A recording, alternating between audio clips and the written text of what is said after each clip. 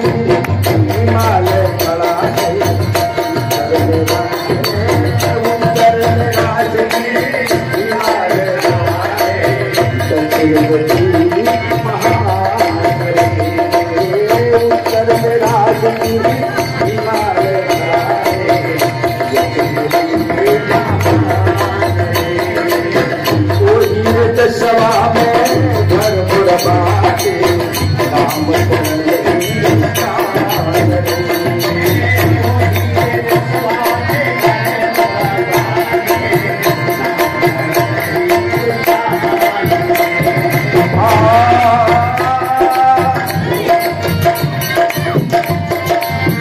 गांधी जी आजादी ले आए, गांधी जी आजादी ले आए, गांधी जी आजादी ले आए, गांधी जी आजादी ले आए, अम्बेडकर बनाए संविधान,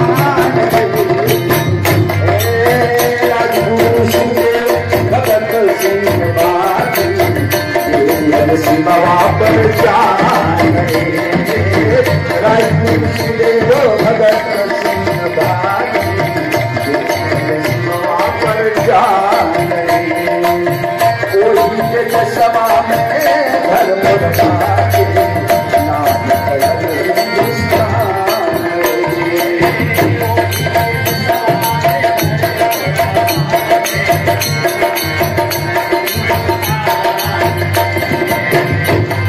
तीसरी लाइन में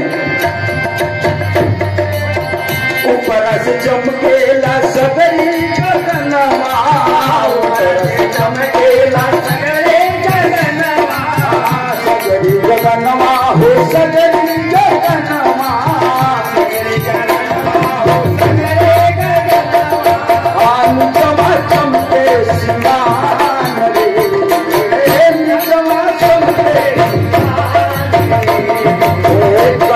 हम हंसी सनमा, हंसी हंसी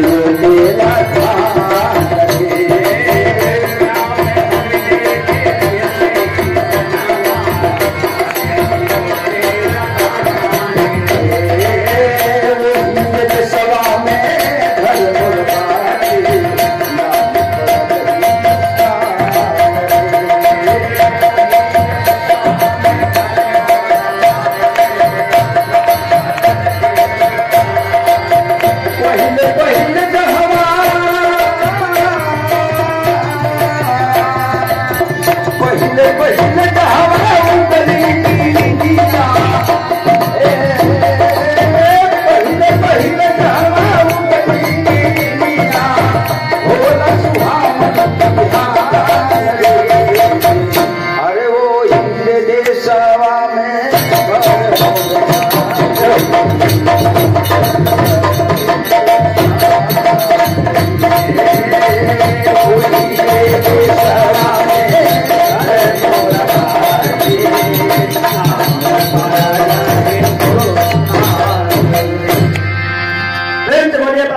अम्बेडकर की जय।